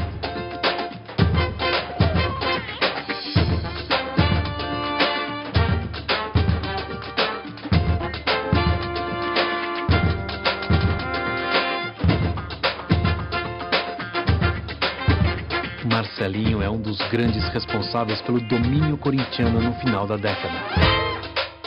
Olha, em 99, em 98, em 2000, quase ficou monótono ser corintiano. Pintou, vingou, bateu! Gol!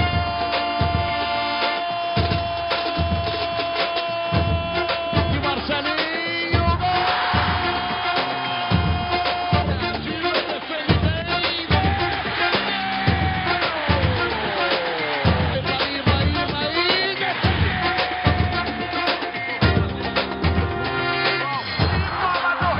Era muito melhor que o jogo.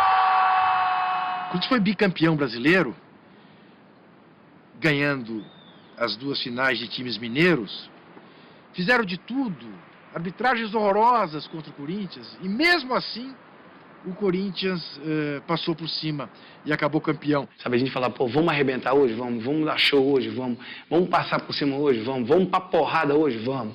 Era assim, meu irmão. O Dinei abraçou a causa também e ele veio pra cima, lógico, jogar os seus 20 minutinhos, os 15 minutinhos, que ele mesmo queria jogar 20, ele não queria mais jogar mais do que isso. Ele ajudou muito o Corinthians.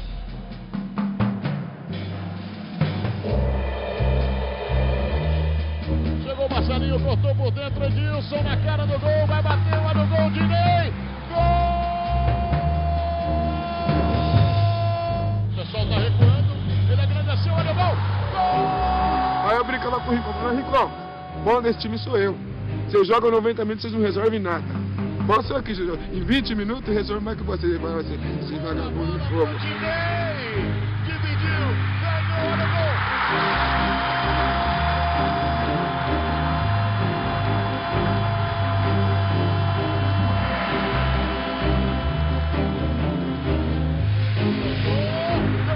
Legal, olha o gol do título!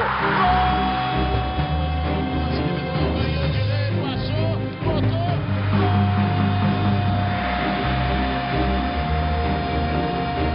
campeão brasileiro, Corinthians!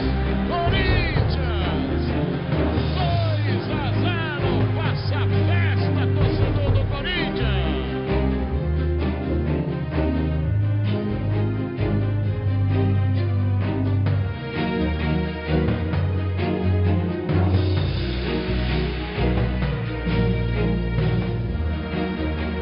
Aí nós fomos para a final do Brasileiro com o Atlético, que vinha com o time também certinho, o Guilherme fazendo muitos gols, o Marques voando ali.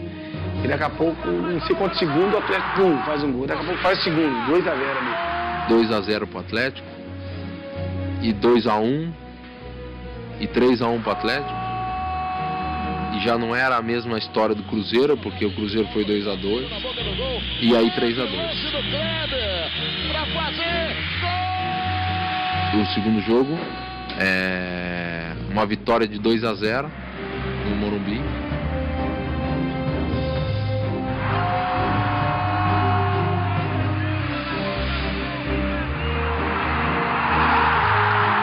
Aí o terceiro, 0-0.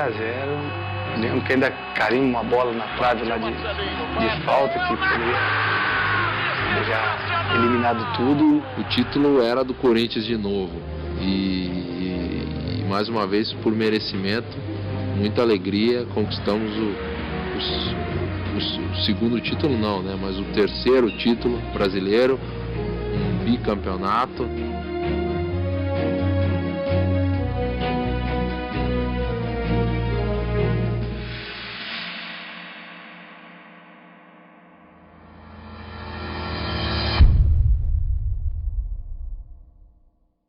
Estava todo mundo muito confiante, né?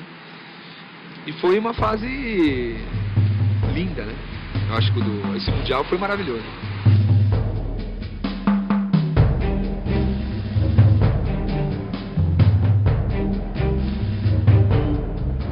Para nós foi ótimo, porque tava Real Madrid, tava Manchester, tava todos os maiores clubes do mundo, podemos dizer, tava participando, né? Era uma responsabilidade muito grande, né? Tá ali jogando com o Real Madrid e aquela pressão, né, do Corinthians querer ser campeão mundial, a torcida cobrar, a imprensa tá atrás também. A responsabilidade, óbvio, já estava grande. Bom lance individual, bateu pro gol, Marcelinho, grande lance, bateu pro gol, passa direitinho, cuidado! Tinha 25 mil corintianos no Maracanã, porque era o que tinha de ingresso para o corintiano comprar. Se tivesse mais ingresso, teria mais gente. Deu Rincon na trave, gol!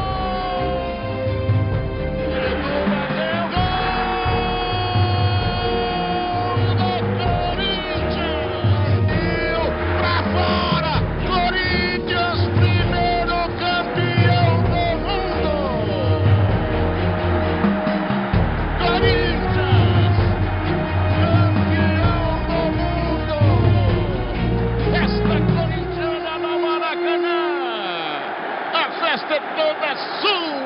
vencedor do Corinthians. Eu voltei desse jogo, Corinthians e Vasco, num voo em que o comandante pediu, lá em cima no céu, para a torcida parar de fazer ola porque estava desequilibrando o avião. Tinha um bando de louco no avião, era só a torcida do Corinthians e fazendo ola no avião. E o comandante entrou pedindo, pelo amor de Deus, para com isso, porque isso aqui é grande, mas não é 2, né? E é isso, é a torcida do Corinthians. Depois de conquistar o mundo, o Corinthians ganha praticamente um título por ano.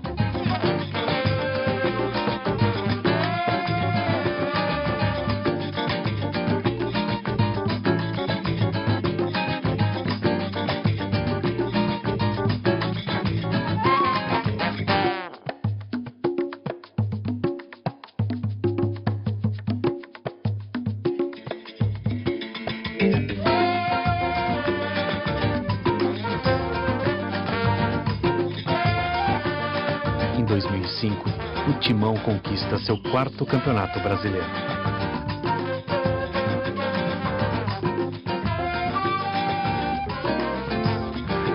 Mas, como ao longo de toda a sua história, mais um grande desafio estava por vir.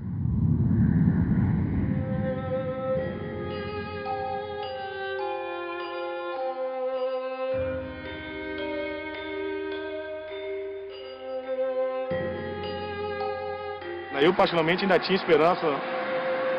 Até a última partida eu fui com esperança que a gente iria escapar, que nem ia acontecer aquilo comigo de novo.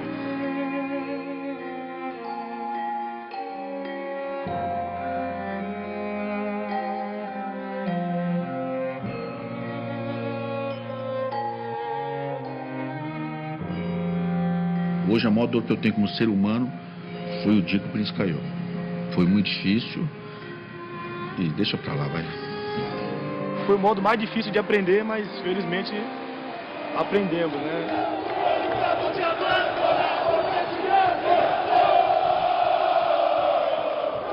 Acho que a partir dali, quando caiu, que a gente realmente falou, pô, o Corinthians está na 2ª divisão. Logo em seguida chegou o Antônio Carlos, aí o Andrés trouxe o Mano. Iniciamos um trabalho de reestruturação. Esse trabalho nos levou à conquista da Série B de forma brilhante, porque foi com uma vantagem bastante grande, com uma campanha muito boa.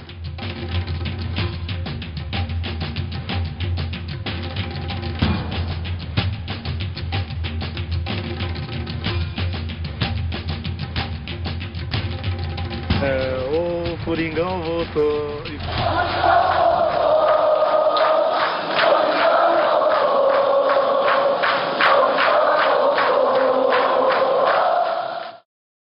E o Corinthians volta. Volta com a força de um dos maiores jogadores de todos os tempos.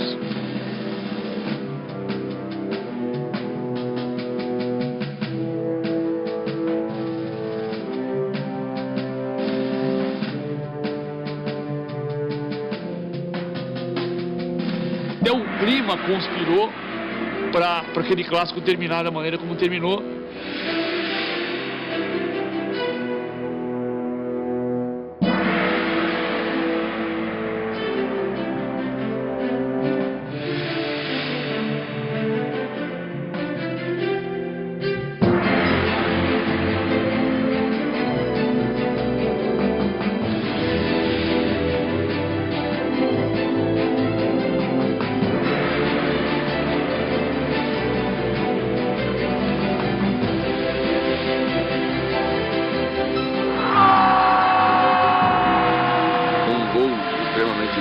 Importante e decisivo, só comprova a sua capacidade de estrela, de vencedor que tem.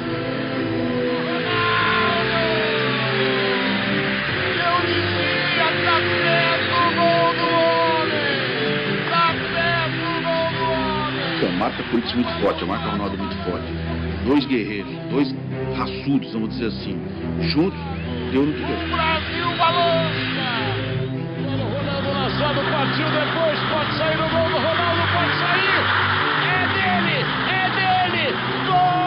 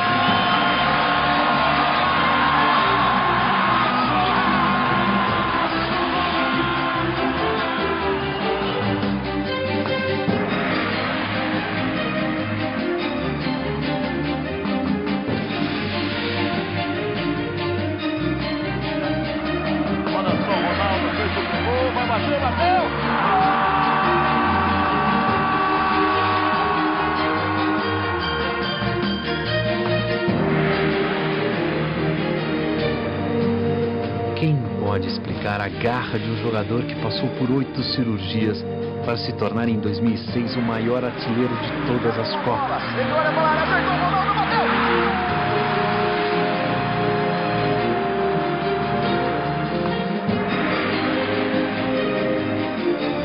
Quem pode explicar esse time que nasceu das mãos de 5 operários para se tornar um verdadeiro fenômeno social, que é eterno, capaz de renascer a cada dia, a cada jogo, mesmo nos piores momentos? Afinal, o que é o Corinthians? O Corinthians é um pouco a vitória de quem raramente consegue vencer. O Corinthians é uma república dentro do estado de São Paulo. Ali tem um povo, é outra linguagem, é outro idioma, tem outro governo, entendeu? São outros comportamentos, outra religião. Não é preto e branco, velho. É outra coisa. O Corinthians é um grande amor da minha vida. Eu não saberia viver sem o Corinthians. Acho que é um povo inteiro, né, que vibra intensamente pela sua glória. Te amo, Corinthians, te amo. É uma paixão inexplicável. Não tem explicação. Só quem é mesmo para saber o que é ser corintiano. Como eu amo o Corinthians, meu Deus. É o amor de amante, é o amor de marido, é o amor de filho, é o amor de tudo. É um amor do tamanho do mundo. Gostoso falar do Corinthians. E o amor pelo Corinthians é eterno, né? Não tem como acabar. Eu realmente sou uma pessoa feliz por ser corintiano. Graças a Deus, desde que nasci. Posso dizer que a minha vida ela vai perpetuar com o escudo do Corinthians dentro de mim. Tarde de domingo já sei que vou lá pro Pacaembu. O meu Corinthians vou ver. Aquele time que empolga a massa, vencendo cada jogo com vontade e muita raça. Só tem guerreiro nesse meio de campo e nunca tá de bobeira aquele que tá no banco. É tradição de todo o povo paulista, o campeão dos campeões é a favela na fita. Corintiano é o meu coração, sou Gaviões da Fiel, amante do Coringão. Eu faço parte dessa grande nação, sou maloqueiro, sofredor, sou torcedor do Timão. Eternamente eu te amarei, onde tu estiver contigo estarei. Perdendo ou ganhando vou cantar, vim lá do Parque São Jorge, ali é meu lugar. Eu sou Corinthians, corinteiro, sofredor, guerreiro, o mais brasileiro. Eu sou Corinthians, em preto e branco, o meu cenário, sou centenário. Eu sou Corinthians, corinteiro, sofredor, guerreiro, o mais brasileiro. Eu sou Corinthians, em preto e branco, o meu cenário, sou centenário. Aí, em preto e branco o seu manto sagrado, quem veste sua camisa é abençoado. De longe ouço a torcida cantar, o todo poderoso nos iluminar. O 12º jogador, se o Corinthians joga pode crer que eu vou. São tantas glórias, tantos anos de vida, 1910 no Bom Retiro surgia o alvinegro do meu coração. Doutor, eu não me engano, eu torço é pro Timão. Seja da elite ou seja do povão, aqui bancada numerada é só união. Tipo a estrela de Ronaldo, a garra de Zé Maria, sonho de um garoto que vem da periferia. O gol de Viola, o chute de Basílio, a classe do doutor e a fé de Marcelinho, a explosão de Neto, a habilidade de Zenon. O novo Rivelino é formado no terrão, como Vladimir, muita determinação. O carisma de Matheus, assim se forma um campeão. Eu sou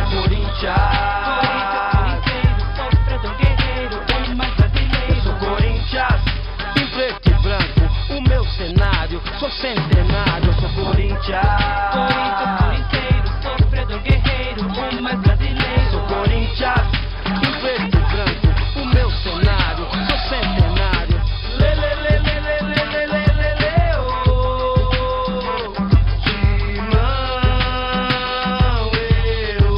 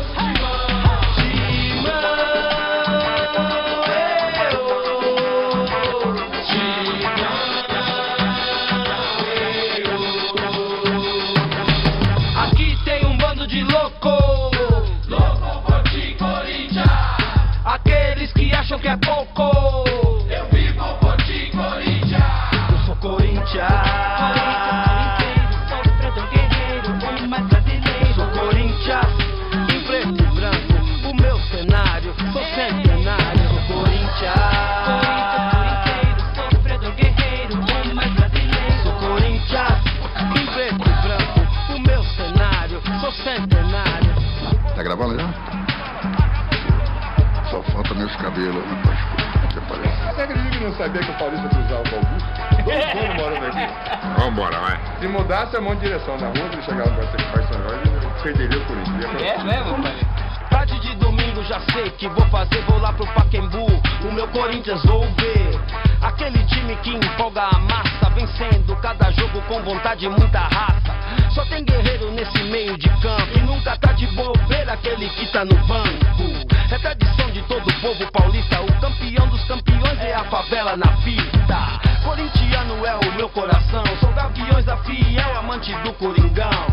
Eu faço parte dessa grande nação, sou maloqueiro, sou melhor de São Paulo, é onde eu posto, eu falei, esse cabelinho aí. Vamos lavar o cabelo primeiro? Vamos. Só que a torneira era dessa altura, você tinha que colocar o bicho embaixo. Isso ali é mangueira. Você quer de 4 pra lavar a cabeça? Sou Corinthians, em preto e branco, o meu cenário, sou centenário, sou Corinthians. Corinteiro, sofredor guerreiro, o mais brasileiro. Sou Corinthians, em preto e branco, o meu cenário, sou centenário. Aí. Ganhamos do Palestra, nosso velho freguês nacional. É que nem eu falo muito para os amigos da seleção. É melhor você ter torcida do Corinthians só a favor do que contra. Mas por quê? Porque eles são muitos. E aí, ser católico ou corintiano? Não é isso. Acho que a história é essa. O alvinegro do meu coração, doutor, eu não me engano, eu torço é pro timão. Foi, povão, aqui bancada numerada é só união. Tipo a estrela de Maria, vai ver um mosquitinho, caralho. Ele sabia quando eu jogava no Corinthians. O gol de viola, o chute de vazio, a classe do domínio. A coisa que eu mais gostava é quando fazia um gol, vinha correndo e pulava nas costas. O novo Rivelino, ele abaixou, ele quebrava. Viva de mim, muita determinação, carisma de Mateus, assim se for um campeão, eu sou Corinthians. Corinthians, em preto e branco, o meu cenário. Dá uma fralda pra ele. Você falta sofredor guerreiro, o mais brasileiro. Sou Corinthians, em preto e branco, o meu cenário, sou centenário.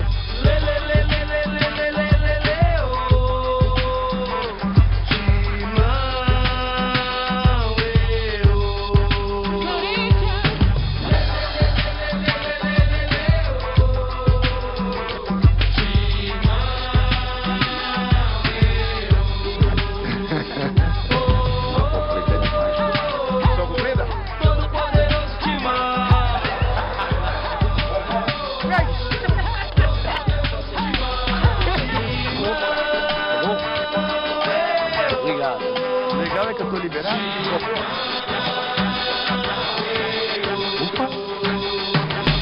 Aqui tem um bando de louco, louco por ti, Corinthians.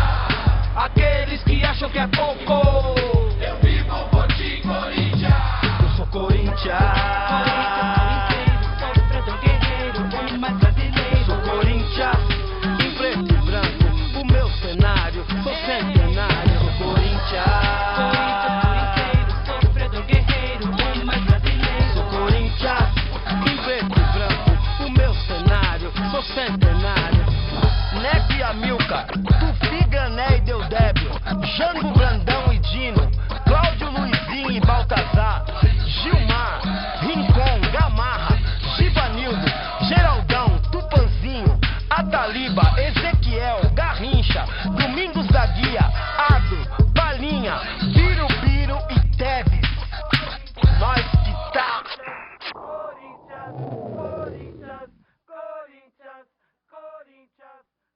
Vamos gritar Corinthians!